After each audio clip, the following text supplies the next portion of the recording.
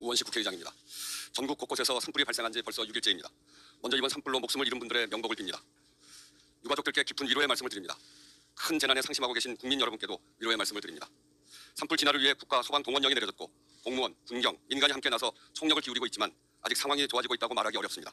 더 이상의 희생자가 발생하지 않기를 간절히 빌면서 정부는 가용한 모든 자원을 총동원해 산불을 신속히 진화하고 추가 피해를 막기 위해 최선을 다해 주시길 당부드립니다. 특히 피해 주민에 대한 지원과 산불 진화에 투입된 모든 분들의 안전 확보에 각별한 노력을 기울여 주시기 바랍니다. 산불 확산에 따른 걱정에 더해 현재의 대통령 탄핵 심판 선고 지연으로 인한 국민의 우려도 점점 더 커지고 있습니다. 참으로 답답한 상황입니다. 국회는 이번 대통령 탄핵 심판 사건의 당사자입니다. 대통령 탄핵 소추의 청구인이자 12.3 비상계엄의 피해기관입니다. 그럼에도 불구하고 헌법재판소의 독립성과 신뢰성이 대한민국 헌정수호에 무엇보다 중요하다는 생각 때문에 그간 직접적인 입장 표명을 자제해왔습니다. 그러나 선고 지연이 초래하는 상황이 이런 기본 가치마저 흔드는 지경으로 번지고 있다는 판단에서 한 말씀 드립니다.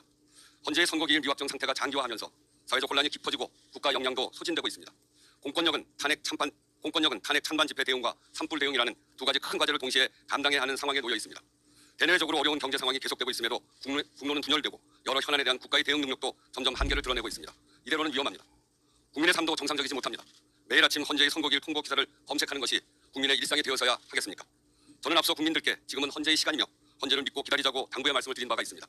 그것이 대한민국 헌법제도에 대한 신뢰라는 생각으로 말씀드렸습니다. 여기에 많은 국민들이 의견을 주고 계십니다. 의장님, 다 맞는 말씀인데 정말 살 수가 없어서 그렇습니다. 이 상황이 언제 끝나느냐 도저히 불안해서 못 살겠습니다. 이렇게 말씀들을 하십니다. 국회의장인 저도 헌법재판관들의 평의와 결정 과정을 알 수 없고 알아서도 안 됩니다. 그 과정이 얼마나 복잡하고 어려운 일인지 또 그 무게는 얼마나 무거운 것인지 짐작하기도 어렵습니다.